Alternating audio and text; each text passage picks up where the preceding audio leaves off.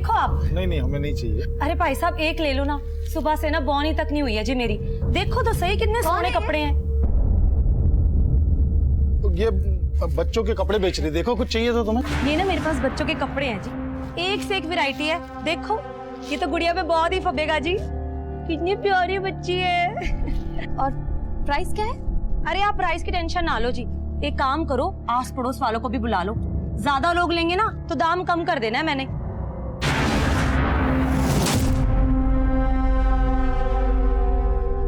ये देखो जी बहन जी, एक से एक वैरायटी है मेरे पास। ये सारे कपड़े ना लुधियाना की फैक्ट्री से लेके आती हूँ जी मैं। यही कपड़े अगर आप मॉल में जाओगे ना 10 गुना ज्यादा रेट पे मिलेंगे आपको। देखो तो आप फैब्रिक नहीं देख रहे हो जी, देखो इसका कलर कितना सुंदर है। ये मैं माधव को ट्राई करवाती हूँ।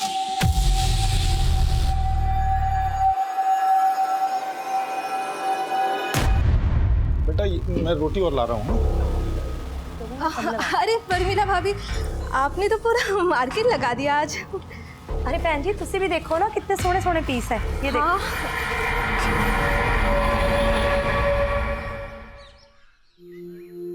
माँ, आखिर तुम्हें कितनी अच्छी मेहंदी लगी है। मुझे भी ऐसी मेहंदी लगवानी है। दीदी, स्कूल में मेहंदी लगवाना अलाउड नहीं है, टीचर डांटेगी। समर वेकेशन था।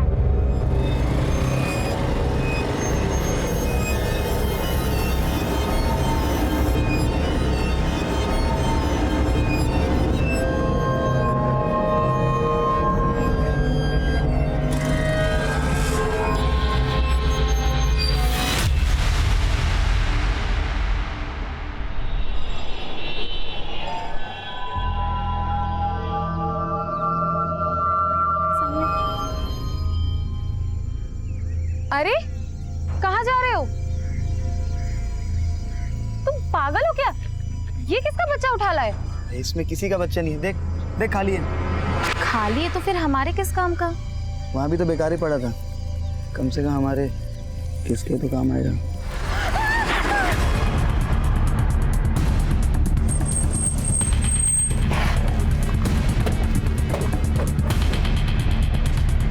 पीछे हटिए आप लोग। हटिए साइड। सर हम झूठ नहीं बोल रहे, ये प्रेम वहाँ लवारिस पड़ा हुआ था।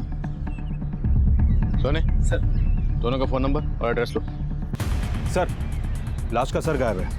सर गार्डन और गार्डन के आसपास कहीं कोई सीसीटीवी नहीं है, लेकिन लोगों से पूछताछ चल रही है, शायद किसी ने कुछ फिटनेस किया हो। बड़े को पोस्टमार्टम के लिए भेजिए। नमस्कार, आदाब। मैं inspector Adil Khan, crime petrol Dastak में आपका स्वागत करता हूं। मैंने अपने करियर में कई मर्डर केसेस सॉल्व किए, लेकिन ये केस काफ़ी लिहाज से अलग था। लाश को ठिकाने लगाने के लिए कोई प्रेम का इस्तेमाल करे, ऐसा मैंने पहले कभी नहीं देखा था। और जो लाश हमें मिली थी वो मंजू शर्मा नाम की एक लड़की की थी।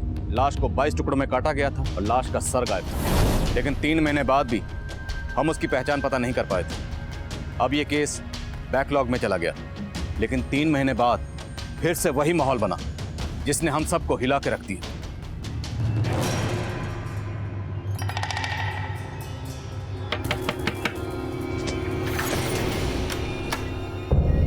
नमस्ते भाई साहब, ये ना बच्चों के कपड़े हैं जी, एक से एक वैरायटी है जी मेरे पास। देखो आप। नहीं नहीं हमें नहीं चाहिए। अरे भाई साहब एक ले लो ना, सुबह से ना बौनी तक नहीं हुई है जी मेरी।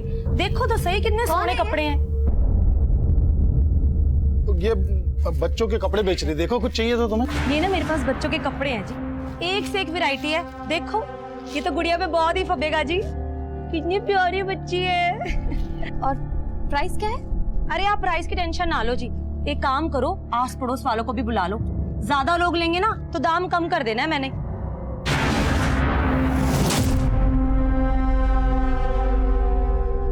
ये देखो जी बहन जी, एक से एक वैरायटी है मेरे पास।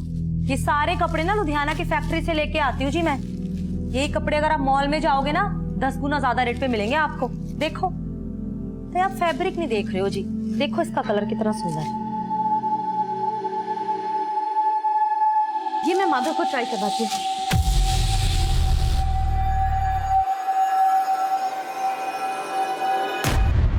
बेटा मैं रोटी और ला रहा हूँ। अरे परमिला भाभी, आपने तो पूरा मार्केट लगा दिया आज। अरे भैन जी तुसी भी देखो ना कितने सोने सोने पीस है ये देखो। हाँ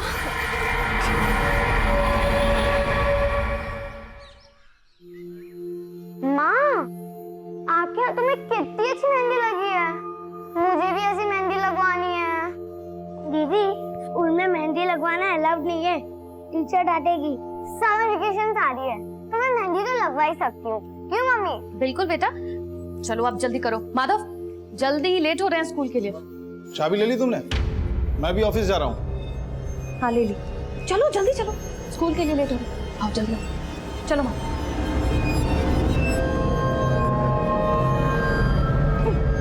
आराम से।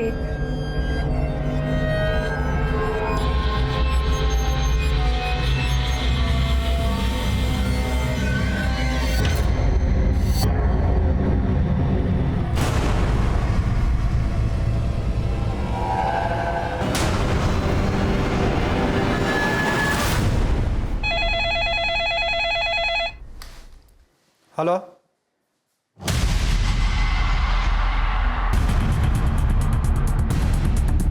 चेक करो।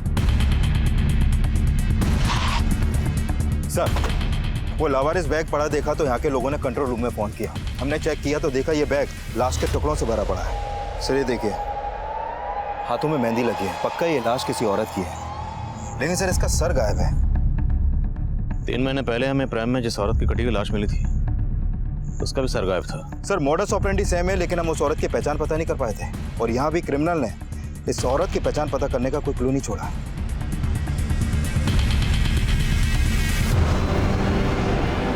पापा पापा बोलो ना, मम्मी कब आएगी? आ जाएंगी बेटा, जल्दी आ जाएंगी।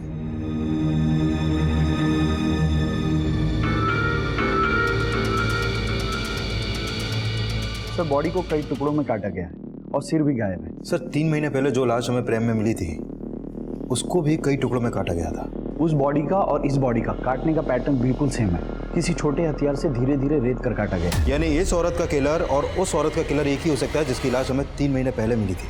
एब्सोल्युटली। Excuse me. बोलो यादव। सर साईनगर थाने में प्रमिला नाम की एक औरत की मिसिंग कंप्लेंट फाइल हुई थी। सर कंप्लेंट उसके पति गोविंद ने दर्ज करवाई थी।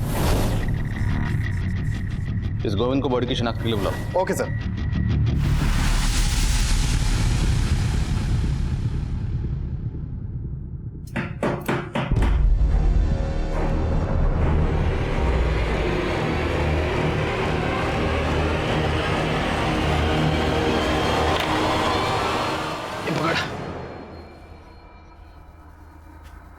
लुधियाना से तो तू कल ही निकल गया था और तू अब घर आया है।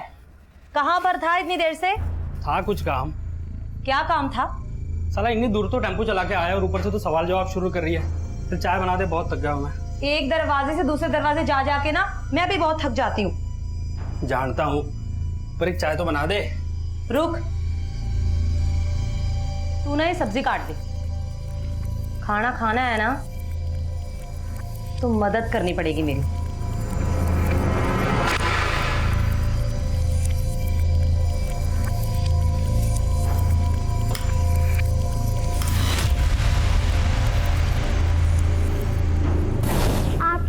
कितनी अच्छी मेहंदी लगी है, मुझे भी ऐसी मेहंदी लगवानी है।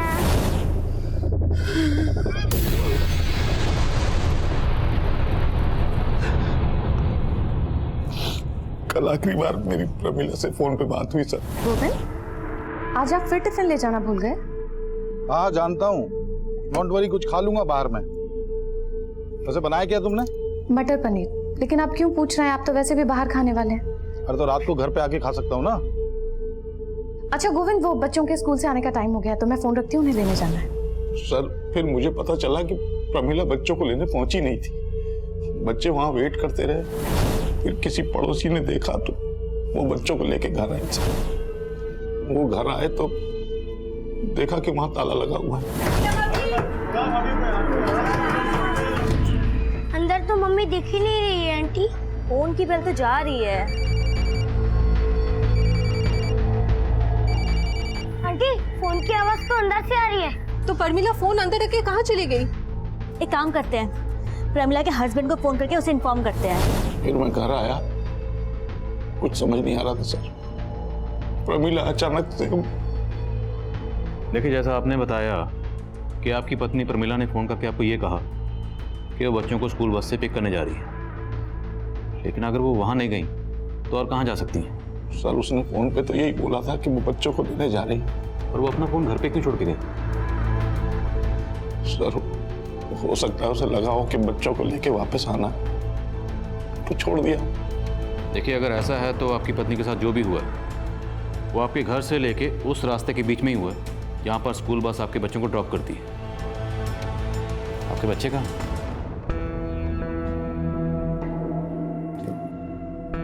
अरे आप लोग खाना क्यों नहीं खा रहे हो? देखो मम्मी आ जाएंगी। अगर यहाँ मन नहीं लग रहा तो हमारे घर चलो, बादल भी स्कूल से आ जाएगा, फिर खूब मस्ती करेंगे, खेलेंगे और खाना भी साथ में खाएंगे। चले? मुझे कुछ नहीं खाना आंटी। बेटा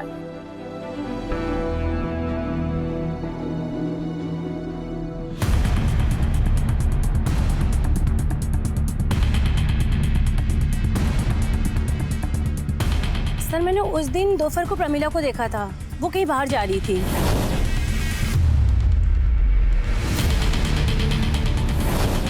तो उस दिन प्रमिला को देख के आपको लगा कि वो कुछ अपसेट है या आपको कुछ अजीब लगा? नहीं सर, ऐसा कुछ भी नहीं लगा, क्योंकि वो हर रोज बस स्टॉप जाती थी बच्चों को लेने। बेटा अब बड़े हो ना, समझदार हो, भाई को समझाओ ना। मम्मी आ जाएगी जल्दी। पापा पापा मम्मी कहाँ है? मम्मी आएंगी बेटा, मम्मी आ जाएंगी। आप सर, ये हमारी पड़ोसी। मैं मेघना। मैं विद्या। बेटा कौन से स्कूल में पढ़ते हो आप लोग? सर ये 3rd में है, ये 4th में। गोविंद जी, देखिए आपकी पत्नी की लाश यहाँ से 10 किलोमीटर दूर सिंधुजा में मिली। आपको किसी पर शक, किसी से कोई झगड़ा या दुश्मनी?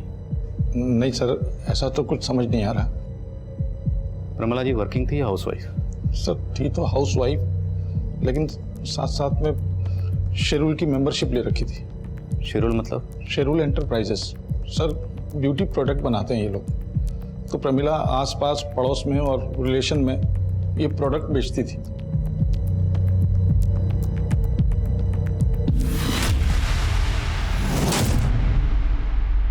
सर, हमने प्रमिला के आस पड़ोस में कई लोगों से बात की, उनसे प्रमिला के पति गोविंद के एक अफेयर के बारे में पता चला। अफेयर? हाँ सर, एक्चुअली प्रमिला के पड़ोस में एक विद्या नाम की औरत भी रहती है। सर ये विद्या अभी 4 महीने पहले ही अपने पति के साथ वहां पर शिफ्ट हुई थी। इसका पति ऑफिस टूर पे ज्यादातर बाहर ही रहता है सर, और इस गोविंद का इस विद्या के घर में काफी आना जाना है। सर गोविंद और विद्या का पक्का अफेयर था, तभी तो प्रमिला को शक था गोविंद पर। शक? सिर्फ शक ही नहीं था सर, गोविंद और प्रमिला का तो आए दिन इसी बात पर झगड़ा होता रहता था। और सर प्रमिला के दोनों बच्चों को बस स्टैंड से विद्या ही घर लेकर आई। और विद्या का गोविंद से अफेयर है।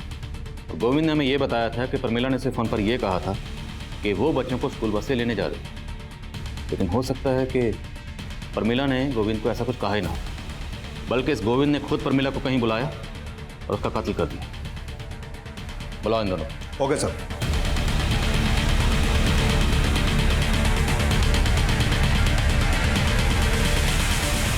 बेटा आंटी बोले कुछ खा नहीं रहे थे, कुछ खा लो है ना।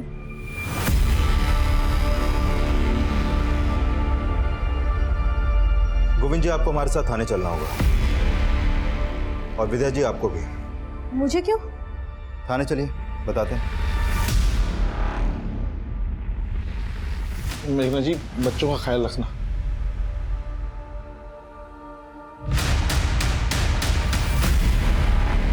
सर आप बेवजह हम पे शक कर रहे हैं सर। हम शक नहीं कर रहे, बल्कि हम तो मान रहे हैं कि तुम दोनों ने प्रमिला का मर्डर किया। नहीं सर, हम दोनों ने ऐसा कुछ नहीं किया है। अच्छा, इसके बच्चों को स्कूल बस से लेने तुम ही गई थी? हाँ सर। अब तुम बोलो, प्रमिला को कहाँ बुलाया और कहाँ उसका मर्डर किया? सर ये क्या कह रहे हैं आप सर? हम लोगों ने ऐसा कुछ नहीं किया सर। सर मैं अपने बच्चों की कसम खा के कह रहा हूँ, नहीं किया सर कुछ भी। सर मानते हैं हमारा रिश्ता गलत है, लेकिन प्रमिला के मर्डर से हमारा कोई लेना देना नहीं है सर। हाँ सर।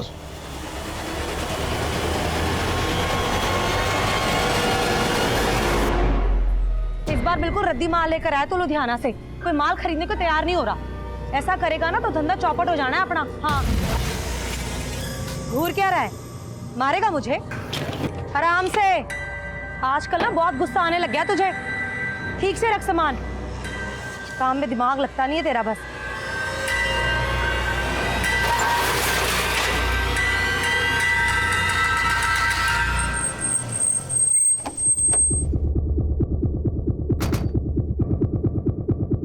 सर, ये प्रमिला की पोस्टमार्टम रिपोर्ट। सर, रिपोर्ट में सामने आया है कि प्रमिला का मर्डर उसी शाम हो गया था जिस दिन उसके पति गोविंद ने उसकी मिसिंग कंप्लेंट दर्ज करवाई थी। सर, प्रमिला का भी उसके मर्डर से पहले रेप हुआ था।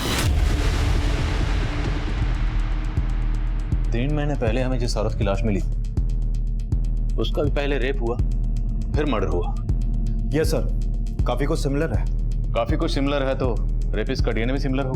डीएनए मैच करो। ओके सर, जिस दौरान प्रमिला गायब हुई थी उस वक्त विद्या अपने घर पे नहीं थी और गोविंद भी अपने ऑफिस में नहीं था। इस विद्या और गोविंद की एक्टिविटी सस्पिशियस लग रही। मजिस्ट्रेट साहब से गोविंद की डीएनए लेने की परमिशन लो। Right sir. सर, प्रमिला के कॉल रिकॉर्ड में एक नंबर सस्पिशियस मिला है। पिछले काफी समय से प्रमिला की शंकर नाम के एक आदमी से बातें होती थी, लेकिन सर इस शंकर का नंबर अभी बंद है। कौन है शंकर? सर, शंकर शेरोल एंटरप्राइजेस में एरिया मैनेजर था और प्रमिला भी पहले वहीं की मेंबर थी।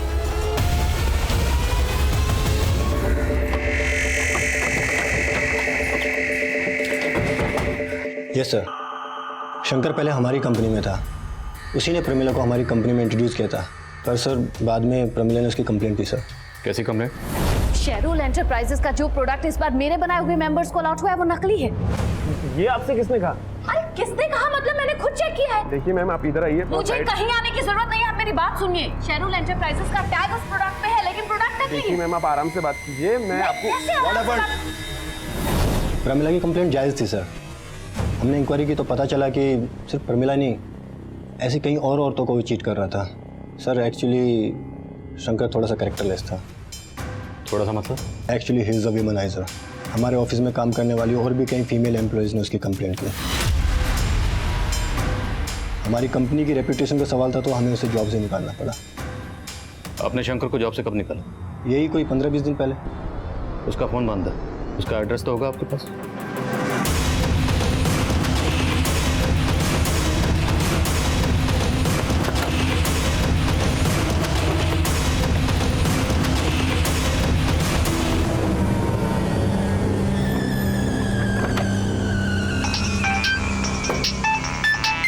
हाँ विकास। सर, शंकर के घर में ताला लगा है। आसपास में पूछा लेकिन किसी को भी नहीं मालूम कि इस वक्त कहाँ है वो। अब गोविंद और विद्या के अलावा ये शंकर भी हमारा सस्पेक्ट है। इस शंकर के लिए लुकआउट नोटिस जारी करो। नमस्ते जी, मैं शंकर शिरूल ब्यूटी प्रोडक्ट से। मैंने आपको कॉल किया था ना? जी जी, आइए प्लीज। Thank you.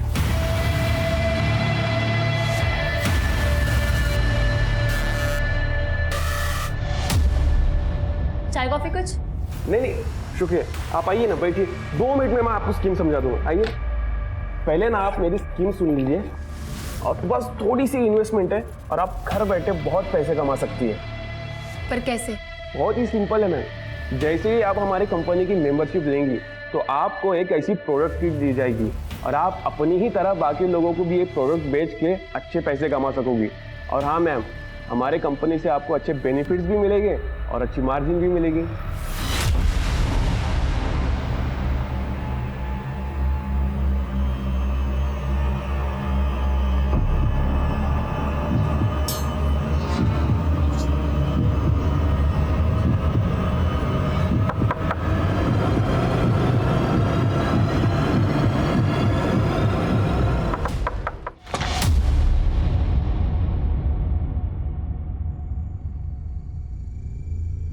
अरे सुनो, मैंने एक बेहतरीन प्लान किया है। समर वेकेशन पे तुम दोनों को लेके शिमला चल रहे हैं घूमने, ठीक है? सबसे पहले खाना खाते हैं, खाना खाते खाते प्लान करते हैं। आ जाओ।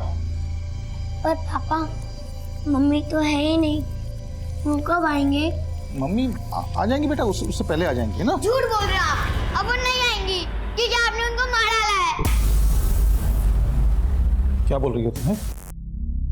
किसने कहा तुमसे ये? सब यही कहते हैं कि आपने और विद्या आंटी ने मिलकर मम्मी को मार डाला। झूठ बोलते हैं सब बेटा, ऐसा कुछ नहीं किया। आप झूठ बोल रहे हो। अब आप हम दोनों को भी मार डालोगे ना? बेटा ऐसा मत बोलो। मुझे ऐसे बात नहीं करनी। चल माधव। तृप्ति, माधव,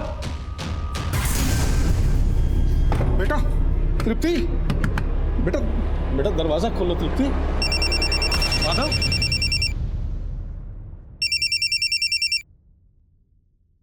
हेलो। हेलो गोविंद, तुषार बोल रहा था। मेघना माधव और तृप्ति के साथ है क्या?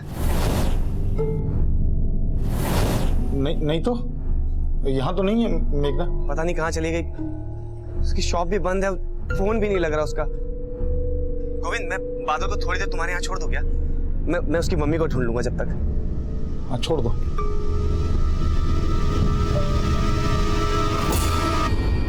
बहन जी आप एक काम करो, ये बच्चा मुझे दे दो, आप ना आराम से देखिए। लो। अच्छा जी, संभाल।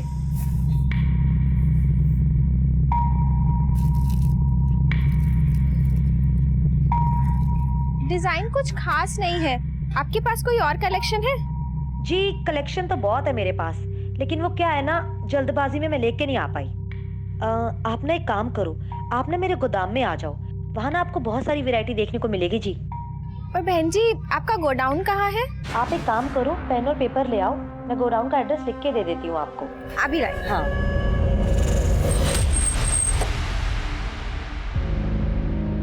सर, साईनगर थाने में जहाँ पर प्रमिला की मिसिंग कंप्लेंट फाइल हुई थी, वहाँ से एक इन्फॉर्मेशन आई है। उसी थाने में प्रमिला के मोहल्ले की एक और औरत की मिसिंग कंप्लेंट दर्ज की गई है। कौन औरत? सर ये मेघना बेस्ट। सर इस मेघना का प्रमिला के घर में काफी आना जाना था और ये कंप्लेंट मेघना के पति ने दर्ज करवाई है। सर साईनगर पुलिस को मालूम था कि हम प्रमिला मर्डर केस में उसके पति गोविंद पर शक कर रहे हैं, इसलिए उन्होंने हमें ये अपडेट दिया। विकास, इस मेघना के पति से भी मिलते हैं, देखते हैं वो गोविंद के बारे में क्या कहता है।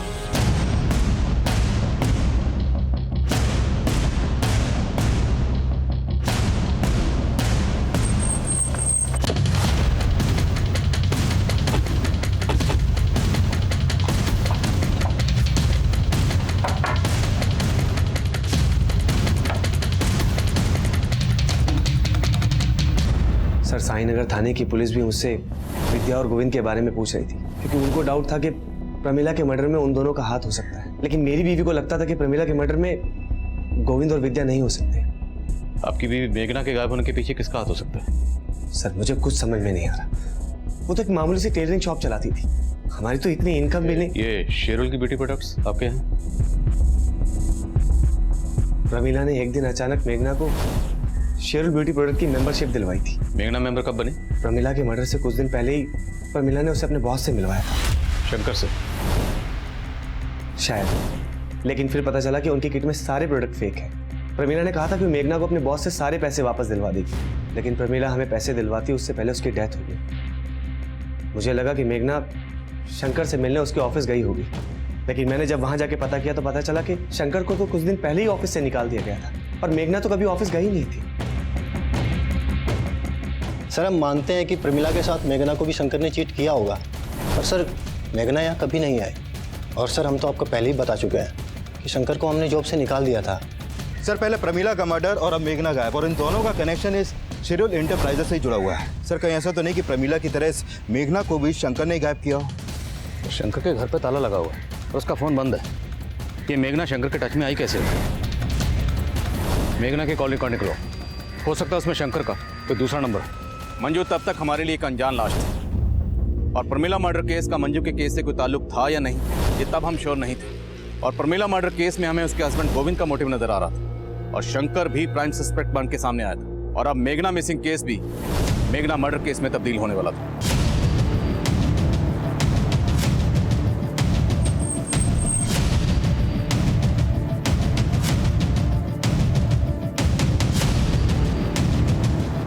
सर इस औरत की बॉडी को भी चॉप करके डंप किया गया, इसका सर भी गायब है। कहीं ये मेघना तो नहीं?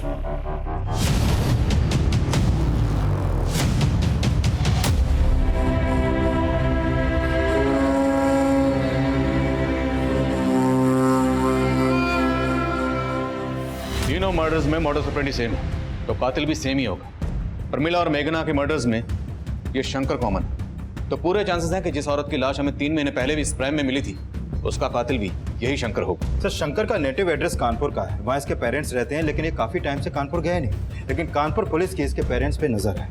इस शंकर का मिलना बहुत जरूरी है, इससे पहले कि किसी और औरत को अपना टारगेट बनाए। We have to catch him. Right sir. तुम बहुत मजाकिया हो। वैसे मुझे तुम्हारी स्किन पसंद है। और मैं क्या? अरे मजाक कर रहा था यार। वैसे अब तुम घर बैठे लाखों कमा सकती हो, क्योंकि अब तुम हमारी स्पेशल मेंबर भी बन गई हो। और स्पेशल मेंबर के लिए स्पेशल गिफ्ट। गिफ्ट? मेरे लिए?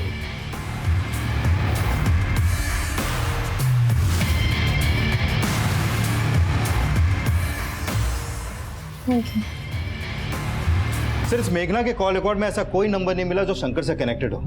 लेकिन सर जिस समय मेघना का फोन रानीगंज मार्केट में बंद हुआ, उस समय गोविंद का फोन भी वहां पर एक्टिव था।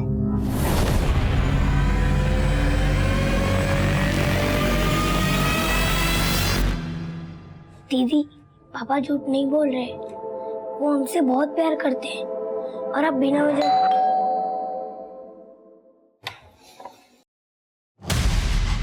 ले चलो इनको। लेकिन मेरी बात सुनिए सर। चलिए चलिए। पापा, देखिए मेरी बात। पापा, पापा, अंकल, अंकल कहाँ ले जा रहे हो मेरे पापा को? पापा, पापा झूठे हैं। पापा नहीं, मम्मी को मारा है। अरे मैं कुछ नहीं किया यार, आप लोग बार बार पकड़ लेते हो। सर समझते क्यों नहीं आप लोग? पहले तू हमें समझा। प्रमिला को तुमने मारा विद्या के लिए, लेकिन मेघना को मारने के पीछे तेरा मोटिव क्या था? सर मैं बार बार कह रहा हूँ, ना मैंने मेघना को मारा ना प्रमिला को मारा। सर आप कैसी बात कर रहे हैं? जिस दिन मेघना का फोन रानीगंज में स्विच ऑफ हुआ, उस दिन तेरा फोन वहीं एक्टिव था। अब ये महज इत्तेफाक तो नहीं हो सकता। सर मैं रानीगंज मार्केट गया था, लेकिन मैंने रानीगंज मार्केट क्यों गया था? सर मुझे मेघना पे शक था, इसलिए मैंने सोचा कि कहानी मत सुना। मैं सच कह रहा हूँ सर। मुझे मालूम था कि मेरी पत्नी प्रमिला ने मेघना को अपना सूट सिलने के लिए दिया है, तो मुझे लगा जिस दिन वो गायब हुई है उस दिन उसकी दुकान पे जरूर गई होगी। और मैंने मेघना से बात भी की। सर मेघना जी, प्रमिला ने बताया था कि आपके यहाँ उसने सूट सिलने के लिए दिया था, तो आखिरी बार जब बच्चों को लेने आई होगी तो आपकी दुकान पे तो जरूर आई होगी। आप नहीं गोविंद भैया, वो मेरे पास नहीं आई थी। अगर वो आई होती तो मैं आपको पहले बता देती। लेकिन आपको मुझे लेट हो रहा है, मैं भी चलती हूँ। हाँ? सर मुझे लगा मेघना झूठ बोल रही है, तो मैं उस पर नजर रखने लगा और उसका पीछा करते हुए रानीगंज मार्केट गया था मैं। सर मुझे लगता है मेघना को पता चल गया था कि मैं उसका पीछा कर रहा हूँ, इसलिए वो मार्केट में चालाकी से गायब हो गई। सर चालाकी तू कर रहा है? बोल, मेघना और प्रमिला को मारने के पीछे की असली कहानी क्या है? और विद्या को इसलिए फंसा रहा था ना, ताकि पहले उसका रेप करे फिर मर्डर। सर क्या कह रहे हैं सर? मैंने ऐसा कुछ नहीं किया, मैं बार बार आपको बोल रहा हूँ सर। तेरी डीएनए रिपोर्ट से साफ हो जाएगा कि तूने मेघना का रेप भी किया। सर जान मत देना। सर मेरी बात का हम यही अंदाजा लगा रहे थे कि बाकी विक्टिम्स की तरह मेघना का भी रेप हुआ होगा, पर पोस्टमार्टम रिपोर्ट ने हमारे इस अंदाजे को गलत साबित कर दिया। मेघना का रेप नहीं हुआ था। पोस्टमार्टम रिपोर्ट हमें उलझा रही थी, क्योंकि मेघना का कत्ल बिल्कुल वैसे ही हुआ था जैसे मंजू और प्रमिला का हुआ था, और उन दोनों का रेप भी हुआ था। उन दोनों की बॉडी पर मिला डीएनए रेपिस्ट के डीएनए से मैच हो गया था, और शक की बुनियाद पर हम गोविंद के डीएनए को उस डीएनए से मैच करवा रहे थे। शंकर की तलाश अब भी जारी थी, क्योंकि शंकर का कनेक्शन मेघना और प्रमिला दोनों से नजर आ रहा था। हम मेघना और प्रमिला से जुड़ी हर छोटी से छोटी बात पता करने में लगे हुए थे, और इसी तफ्तीश के दौरान हमारी नजर में 2 सस्पेक्ट आए। सर, प्रमिला के घर में एक औरत आती थी जो छोटे बच्चों के कपड़े दिखाती थी यहाँ पे, और साथ में उसका पति भी आता था टेम्पो में। पर प्रमिला के मर्डर के बाद वो दोनों अचानक आना बंद कर दिया। लाश के टुकड़ों को 4 से 6 साल के बच्चों के कपड़ों में छुपाया गया। अच्छा कौन थी वो औरत, कुछ मालूम है तुम्हें? सर वो बोलती थी कि लुधियाना में किसी फैक्ट्री से वो सामान उठाती है और इधर लाके बेचती है। सर जो औरत प्रमिला और मेघना के घर बच्चों के कपड़े बेचने जाती थी उसका पता चल गया। चित्रा नाम है उसका, और उसके पति का नाम है नवीन। सर ये दोनों हस्बैंड वाइफ आसपास की कॉलोनियों में डोर टू डोर जाकर कपड़े बेचते हैं। चित्रा और नवीन रहते कहाँ? सर ये लोग मुकुंद नगर में रहते हैं। ये मुकुंद नगर रानीगंज के पास ही पड़ता है जहां पर मेघना का फोन बंद हुआ था। मिलते हैं इस मियां बीवी से।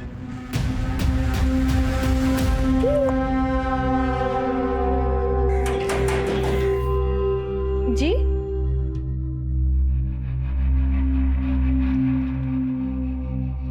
जी बोलिए।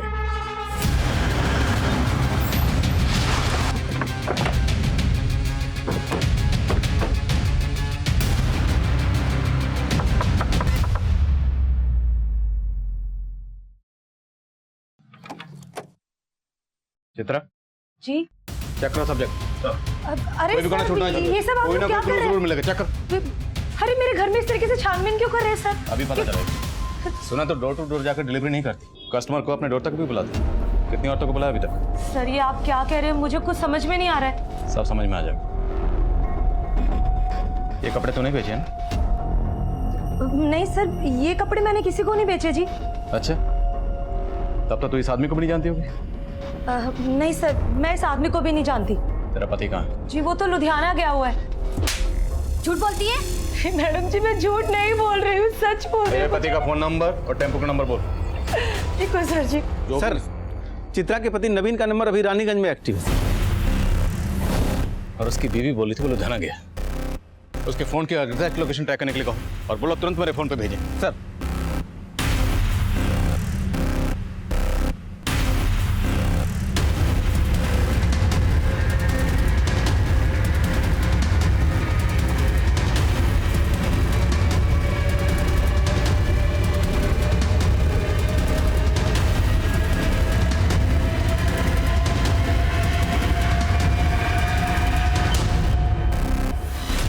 नवीन जी साहब बोलिए।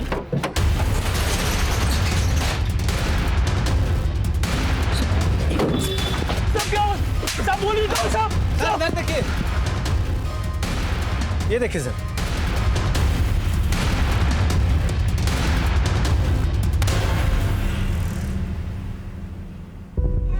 ये बच्चा कहाँ से आया? साहब मुझे नहीं पता है बच्चा मेरे टेम्पो में कैसे आया साहब। तो औरतों का रेप और कत्ल करने के साथ साथ बच्चे भी चुरा के बेचता है तू? साहब मैं सच बोलता हूँ, पता नहीं बच्चा कैसे आया टेम्पो में साहब। साहब यकीन मानिए मैंने कुछ नहीं किया साहब। तू जो करता तेरी बीवी भी जानती है ना? सीधा सीधा बोल वरना उधेड़ के रख देंगे। साहब मैं लुधियाना जा रहा था, वो रानीगंज मार्केट से गारमेंट वाले का पेमेंट उठाना था इसलिए मैं वहाँ रुक गया। आप चाहे तो पता कर सकते हैं। ये ऐसे नहीं मानेगा, उधेड़ो ऐसे। साहब मैंने कुछ नहीं किया साहब। साहब मैंने कुछ नहीं किया। साहब मैंने कुछ नहीं किया। साहब ठीक सर, इस नवीन को बहुत तोड़ा लेकिन वो किसी भी मर्डर में अपना हाथ होने से इनकार कर रहा है। और मैंने कंफर्म किया कि वो आज वाकई में रानीगंज के गारमेंट शॉप से अपना पेमेंट लेने गया था। मुझे सर नवीन की बीवी चित्रा ने उस बच्चे को आइडेंटिफाई किया है जो उनके टेम्पो में मिला था। उसने बताया कि वो बच्चा उसकी एक कस्टमर अनुषा का है। लेकिन सर चित्रा इस बात से खुद हैरान है कि बच्चा उसके पति नवीन के टेम्पो में कैसे पहुंचा। अनुषा, पता करो ये अनुषा कहाँ रहती है। सर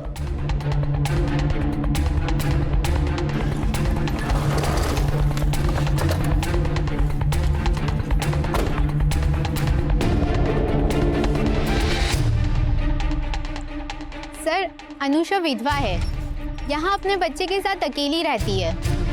अच्छा कहाँ गई है ये, अभी कुछ मालूम है तुम्हें? 3-4 घंटे पहले मैंने उसे किसी आदमी के साथ जाते देखा था। कौन था वो आदमी, जानती हो उसे? चेहरा तो याद नहीं, पर उसे देखकर लग नहीं रहा था कि उसे कोई जबरदस्ती ले जा रहा है। वो खुद उस आदमी के साथ गई थी। अच्छा इस अनुषा का नंबर है तुम्हारे पास?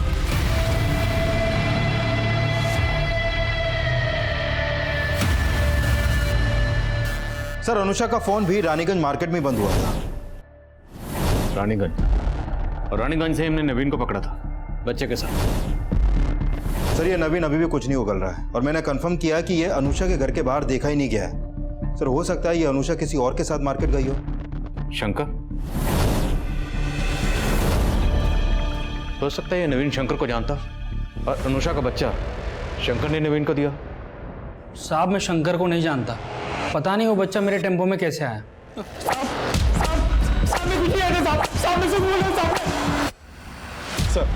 सर शंकर के पेरेंट्स का नंबर हमारी सर्वेलेंस पे था। सर शंकर के पेरेंट्स के नंबर पे इस नंबर से फोन आया था।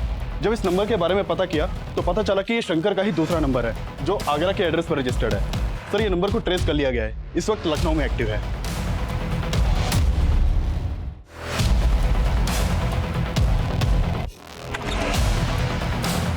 शंकर कहाँ? क्या बात है सर? चेक करो। अरे बात क्या है? अंदर चेक करो, सब जगह चेक करो। क्या कर रहे हैं ये?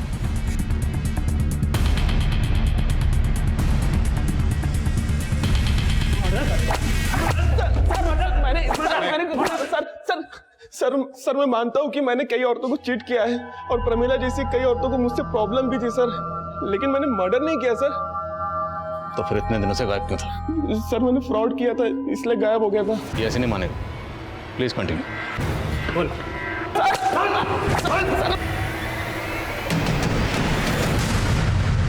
तृप्ति बेटा चुपचाप क्यों बैठी हो?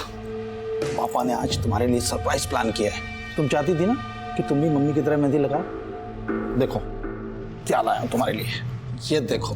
और इतनी प्रैक्टिस की है तुम्हारे लिए कि अब तुम्हें भी मम्मी की तरह बिल्कुल राज। पापा दीदी आप पर ट्रस्ट नहीं करती, मैं करता हूँ ना, आप मुझे मेहंदी लगा दो। मेहंदी लगाने के बाद पापा मम्मी की तरह तेरी भी हाथ काट देंगे। तृप्ति दरवाजा खोलो। तृप्ति सर जिस दौरान अनुषा का फोन रानीगंज मार्केट में बंद हुआ उस समय शंकर रानीगंज में था ही नहीं, और ये भी नवीन की तरह बार बार यही बोल रहा है कि इसका किसी भी मर्डर में हाथ नहीं है। और सर नवीन और चित्रा के घर में भी ऐसा कोई क्लू नहीं मिला है जिससे लगे कि वहां पर कोई मर्डर हुआ है। मेघना का फोन भी रानीगंज में ही बंद हुआ था और उसकी लाश मिली। अनुषा का फोन भी रानीगंज में ही बंद हुआ, अनुषा गायब होगी और इसका बच्चा हमें मिला रानीगंज में ही नवीन के टेम्पो में। और जिस पार्क में हमें औरत की कटी हुई लाश प्रेम में मिली थी वो पार्क भी रानीगंज में ही है। और प्रमिला जाने से पहले अपना फोन घर पर छोड़ के गई थी, तो हो सकता है शायद प्रमिला भी रानीगंज में कहीं गई हो। मतलब रानीगंज में ऐसा कोई ठिकाना है जहां पर्पसली इन औरतों को पहले बुलाया जाता है, फिर रेप किया जाता है और उसके बाद उनका मर्डर। पर सर रानीगंज काफी बड़ा एरिया है, वो कहाँ जाती थी ये पता करना आसान नहीं होगा। पर पता करना तो है ना। रानीगंज में जहां जहां सीसीटीवी है सब जगह की सीसीटीवी फुटेज निकालो, उसे खंगालो, खासकर उस वक्त की जब हमें इस औरत की कटी हुई लाश वहां मिली थी। हो सकता है इससे हमें इस औरत की पहचान मिले और हम कातिल तक पहुंच जाए। हम अब भी ऐसी कई कोशिशें कर रहे थे जिनको अंजाम तक पहुंचाना आसान नहीं था, लेकिन इन कोशिशों के कुछ नतीजे हमारी टीम का हौसला बढ़ा रहे थे। सर आपका अंदाजा बिल्कुल सही था। प्रमिला की हत्या वाले दिन वो रानीगंज मार्केट के एक सीसीटीवी में कैप्चर हुई थी और मेघना उसी मार्केट के दूसरे सीसीटीवी में। ये देखिए लेकिन इसके बाद ये लोग कहाँ गए होंगे इसका पता नहीं चल पाया। रानीगंज में उस क्राइम सीन तक पहुंचने के लिए अभी हमें और हाथ पैर मारने थे। और जब हमने रानीगंज का 3 महीने पुराना डंप डाटा स्टडी किया तो हमें उस मंजू की पहचान भी मिल गई जिसका कत्ल 3 महीने पहले हुआ था। सर हमने रानीगंज मार्केट का 3 महीने पहले का डंप डेटा स्टडी किया, उसमें 5 नंबर ऐसे मिले जो अभी बंद है, जिसमें से 4 नंबर मेल के नाम पे रजिस्टर्ड है और 1 नंबर इस मंजू शर्मा के नाम पे रजिस्टर्ड है। सर इस मंजू की उम्र लगभग 26 साल की है और जिस औरत की लाश हमें 3 महीने पहले मिली थी उसकी उम्र भी 25 से 28 साल के बीच की थी। और ये नंबर तो मथुरा के एड्रेस पर रजिस्टर्ड है। राइट सर, लेकिन इस मंजू का लखनऊ में भी आना जाना था और सर मेघना के कॉल रिकॉर्ड में भी मंजू का नंबर मिला है। मेघना तुषार की बीवी? हाँ सर, और ये भी पता चला है कि तुषार ने एक गोडाउन रेंट पे ले रखा है जो रानीगंज में है। ये वहाँ का एड्रेस है सर।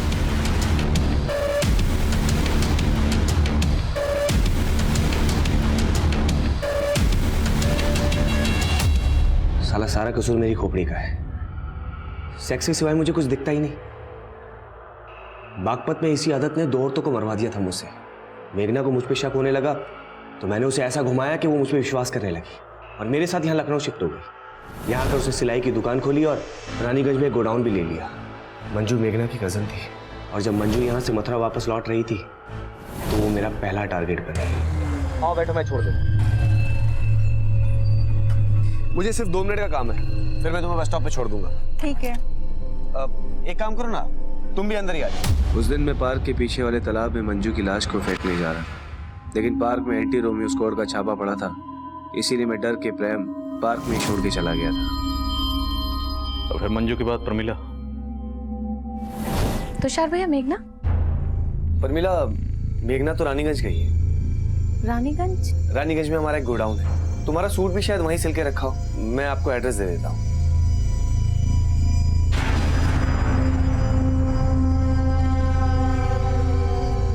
मंजू और प्रमिला के मर्डर के बाद मेघना को मुझ पे शक होने लगा, इसलिए मुझे उसे भी रास्ते से हटाना पड़ा। इसलिए बहाने से मैंने उसे गोडाउन पे बुलाया और फिर मेघना के मर्डर के बाद मैं डर गया था कि मैं फंस जाऊंगा, इसलिए खुद को बचाने के लिए मैंने एक तरफ शंकर का नाम लिया, दूसरी तरफ मैं नवीन और चित्रा के लिए गड्ढे खोद रहा था, क्योंकि पहले भी मैंने उन्हें रानीगंज में देखा था। उनका घर गोडाउन के बिल्कुल नजदीक था। और फिर एक दिन मैंने प्रमिला के घर उनको देखा। मैं अगला टारगेट अनुषा को बनाने वाला था, और फिर उसके घर के बाहर भी नवीन और चित्रा को देखा। मैंने सोचा कि अगर मैं अनुषा के साथ कुछ भी करता हूँ तो नवीन और चित्रा को फंसा के खुद को बचा सकता हूँ। इसीलिए पूरी प्लानिंग के साथ मैं अनुषा के घर पहुंचा। जी बोलिए। आप चित्रा के गोडाउन में कपड़े देखने के लिए आने वाले थे ना? हाँ। लुधियाना से नया स्टॉक आ गया है।